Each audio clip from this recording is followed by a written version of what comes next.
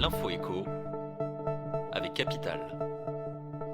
L'info pratique Capital. Bonne nouvelle pour les épargnants. À partir du 1er juillet, les frais appliqués sur les plans d'épargne en actions et les PEA-PME seront limités.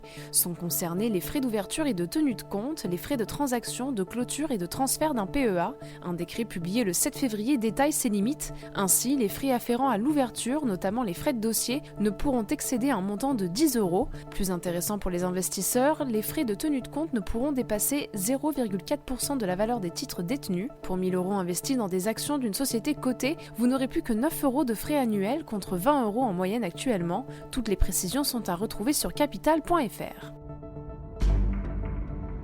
Le chiffre du jour, 9%, c'est le rendement que vous pouvez espérer obtenir grâce au crowdfunding immobilier. Ce placement consiste à prêter de l'argent via une plateforme de financement participatif à un promoteur pour l'aider à financer un programme immobilier. Mais attention aux risques, rappelle le spécialiste Jérémy Benmoussa dans notre émission Le Grand Rendez-vous de l'épargne. Mauvaise commercialisation du projet financé, aléas sur le chantier de construction, certains incidents peuvent mener à la perte du capital prêté. Pour éviter les déconvenus, consultez les conseils de notre expert du financement participatif sur notre site.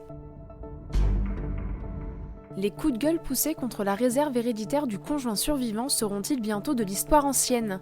Un rapport d'experts adressé à la garde des Sceaux, Nicole Belloubet, propose de la supprimer. Cette réserve, attribuée au conjoint qui était marié au défunt, a été instaurée par une loi de 2001. Alors présentée comme une avancée des droits de succession, la réserve du conjoint survivant est aujourd'hui remise en question. Selon les spécialistes, ce dispositif ne correspond pas aux attentes des veuves et des veufs et peut être trop contraignant, notamment lorsqu'un défunt sans descendant souhaite transmettre l'ensemble de ses biens à sa famille. Or, cela lui est impossible actuellement car c'est son conjoint qui est héritier réservataire et celui-ci ne peut être écarté de la succession. La suppression de la loi pourrait changer la donne et satisfaire les intéressés.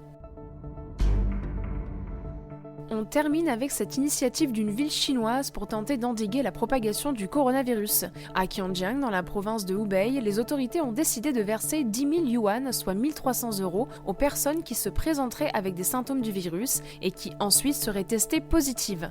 Cette prime a été mise en place par le Centre de contrôle et de prévention de l'épidémie de la ville de Qianjiang, qui compte 1 million d'habitants. Elle sera versée jusqu'au 2 mars prochain. Les personnes présentant des symptômes et suspectées d'être infectées par le virus recevront pour leur part 2 000 yuan, soit 260 €. Jeudi 27 février, la Chine comptait plus de 78 000 cas confirmés de coronavirus et plus de 2 700 morts.